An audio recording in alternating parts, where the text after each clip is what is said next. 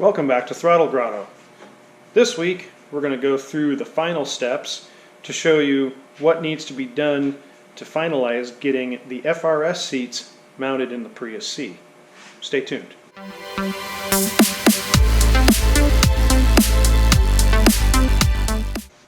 The first thing that I want to address is I've gotten some concerns about the thigh airbag and resistor issues with like changing or deleting, I guess, since the FRS seats don't come with a thigh mounted airbag like they do in the Prius C. I've gotten some emails and private messages and stuff like that about like concerns about deleting, or I guess not having, a thigh airbag in the front of the seat.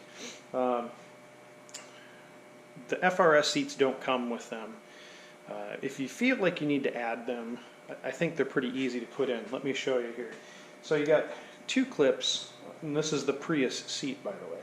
So you've got two clips, and this little cover flap just comes out the front. So here there's three nuts, and you can get them with a regular socket, even though they've got like funky. They're actually a I think it's like an E10 or an E8 or something like that. So these three get undone, and then you can fish out here. It is this wire right here. So it just snakes up and underneath the little edge of the pan here. Undo the plastics here. These just slide off. You can undo the fabric and get underneath the cushion, and you can slide that out. So caveat is that you may have to drill some holes in the FRS seat pan to accommodate these bolts. So not a big deal if you're going this far with it already. I took plugs from a spare Prius seat, most notably this plug right here. You can see it's a little more square because that's the one that controls the seat airbag. And what I did is I just left a little pigtail, soldered and heat shrunk a 2.2 ohm 2-watt resistor on this end of the plug, so that when it plugs into the car reads that they're having an airbag there. How did I get the 2.2 watt reading? I took my ohm meter to the junkyard and tested a good thigh airbag, and it came up with 2.something 0 or 2.25 ohm, but it was enough that a 2.2 ohm resistor was able to compensate for not having a thigh airbag. So it is entirely up to you. Do not take my using or not using one in my car as gospel or what you should do. I felt that since the FRS seats don't come with a thigh airbag, that I didn't need to take the one out of my Prius C seat. One of the other reasons that I didn't swap it out is I need to have these seats able to drop into the car real quick if I'm going to go do a rallycross. So because I can't race with the FRS seats because they're not stock. And then the other thing that I wanted to touch on was the modifications to the seat rail. So when you install the seats, since the track is a little bit wider, the easiest way to go through and modify these seat rails is, I'll show you. So what I did on mine is I drilled, or you could grind or drill the heads off of these rivets and leave the rivet in place on the, the other end of the rivet will still be in place. And then I drilled 2 holes in each one of the in this bracket to move this bracket out a 1/2 inch, which gave me enough room to drop, compensate for this. The front one, actually, there's quite a bit of sideways flex in this, and honestly, I just spread the track a little bit to get it to this pin to drop in on each side, and was able to get the pin to drop right into the holes in the floor pan. So seat wise, I've already covered that. I'm going to go out to the car and I'm going to show you what I did for the wiring. In case you're planning on putting in heated seats, there's a couple of things that I need to show you on the car so that you can wire in heated seats with the factory relay plan. Plan? Why did I say plan? I don't know. It gets wired into the factory relay, and since the aftermarket seat heaters came with a relay, it's like a double relay. I don't know what it means. Okay, so we are out in the car right now, and I figured I'd show you the wiring modifications I had to make to get the heated seats to work. So one thing to be aware of is, depending on the model of the car you have, I don't think the 1s or 2s have it. The 3s and 4s definitely have heated seats already. The heated seat wiring switch was originally not in this car. I put one in thinking I was going to get a pair of stock seats that I could just plug into the heated, and then it would be heated seats with the factory switch. One thing I didn't like about that is that the heated seat switch on these cars has one setting. It's on or off, so there's no high or low. So the aftermarket kit came with a 2-position switch, which I actually like better, because you can crank it up real high and then get super toasty and then back it off. So to get to the wiring, it's really easy. Grab my thing here. So right down here, I already pulled one of the blanks out.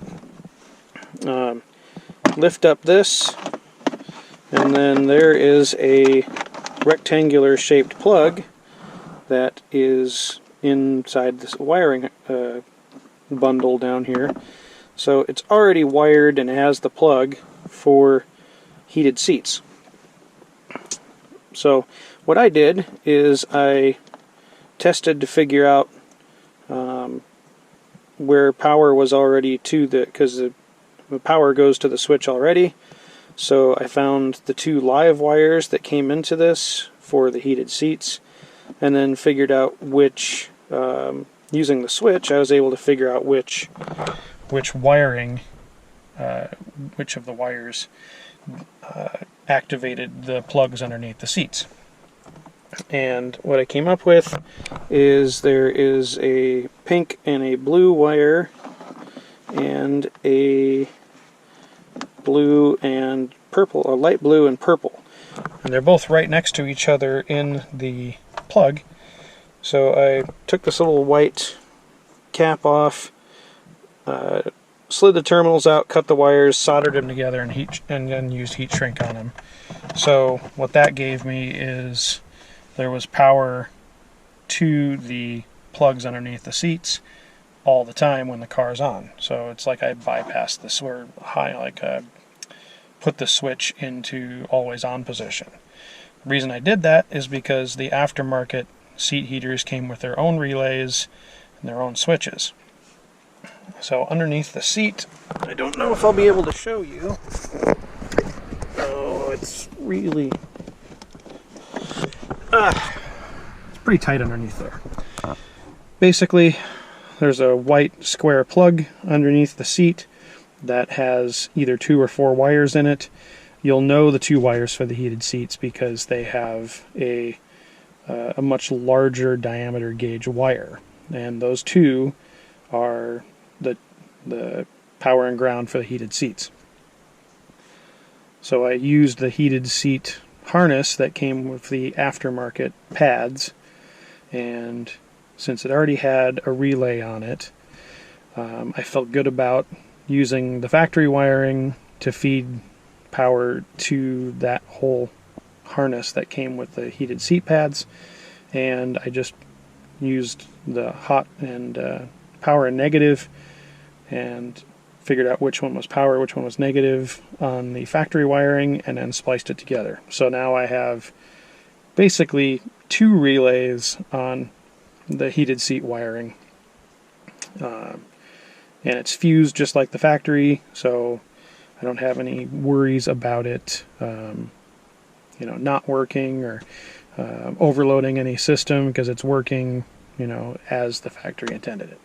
So one more thing I'll show you guys the startup sequence to show you guys that there's no, the way I did this, there's no errors or anything on the